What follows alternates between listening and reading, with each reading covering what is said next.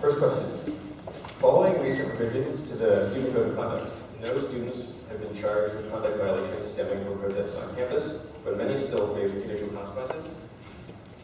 Do you think the student advocate's role in defending students extends beyond campus conduct proceedings? Basically, I'd just like to say today at noon we held a rally demanding that the university drop all charges against the Occupy Palestine protesters. We were the only party to make a stand. We occupied the administration building. We met with administration officials, and we made a demand. We submitted the signatures that the administration reverse the charges.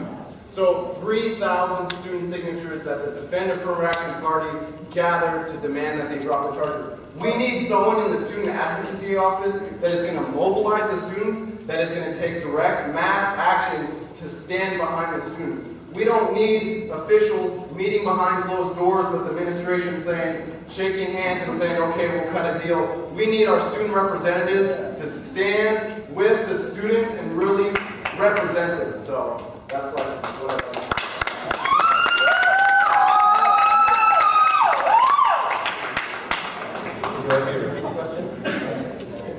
Following recent revisions to the Student Code of Conduct, no students have been charged with conduct violations stemming from protests on campus, but many still face judicial consequences.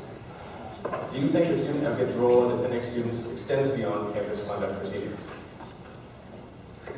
So I have worked in the Student Advocate's Office for the past 5 semesters, and I think the Student Advocate's Office holds a strategic role in all of the protest activities that go on. And I think the best way to deal with all of these problems is to take preventative measures to make sure that there's no police confrontation between the protesters and the police in the first place.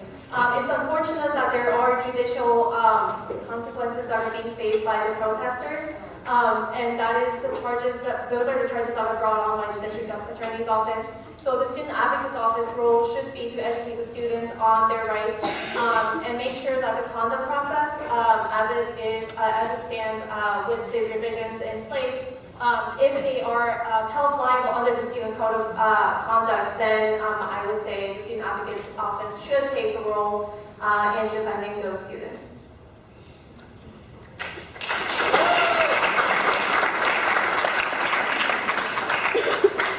So next question, Stacy will answer first this time. How do you feel about the revised Student Code of Conduct? How do you feel about the revised Student Code of Conduct, and do you feel further changes need to be made? So the new Student Code of Conduct, the revisions have been implemented as of February 1st, and I think that the changes are significant progress in the Student Code of Conduct. For example, the timeline is more strict so that the students are not dragged through the conduct process for ages. And also the independent hearing officer is supposed to oversee the hearing process so that it is an independent process, not influenced by the Student Center for Conduct. And also another thing to highlight is the expungement process. Now there is a formal expungement process, and rather than having a 7-year conduct record for students who have a conduct record, now it's going to be expunged automatically after graduation.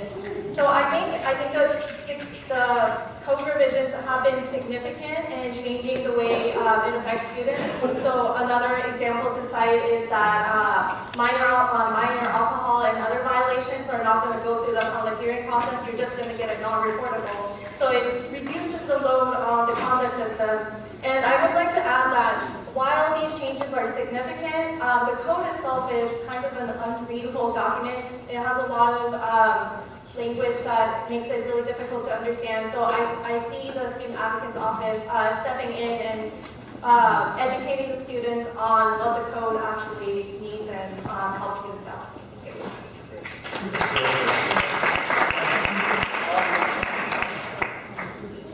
So basically, the students here at UC Berkeley, we don't really need to be educated that we have the First Amendment right to free speech on campus. We don't need to be told. There's been a lot of revisions to the Student Code of Conduct actually taking away a lot of rights from students. We actually need someone from the Defend Affirmative Action Party within the Student Advocacy Office.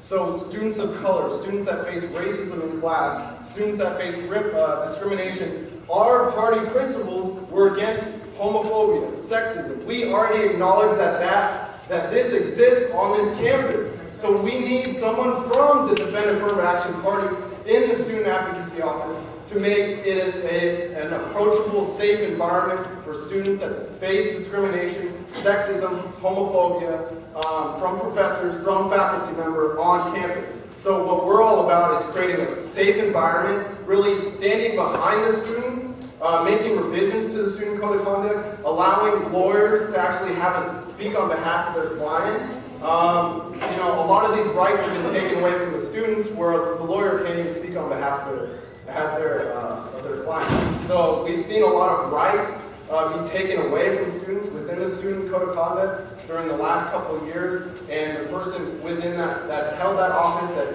if within that office, works in that office, should be held accountable.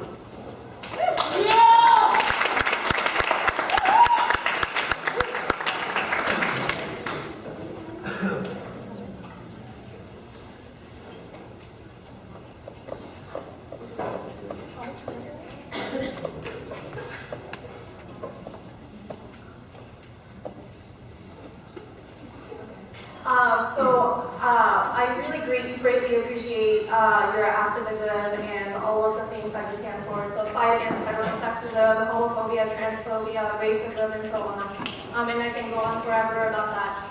But I personally have experience helping students with financial aid and residency issues, and a lot of students are affected by that issue as well. And I have to say that I also have comprehensive experience with dealing with some discrimination cases, as well as other issues. And I want to say that I have tried as Chief of Staff to the current student advocate to reach out to different communities through ASUC standards, as well as campus resources available, such as Gender Equity Resource Center.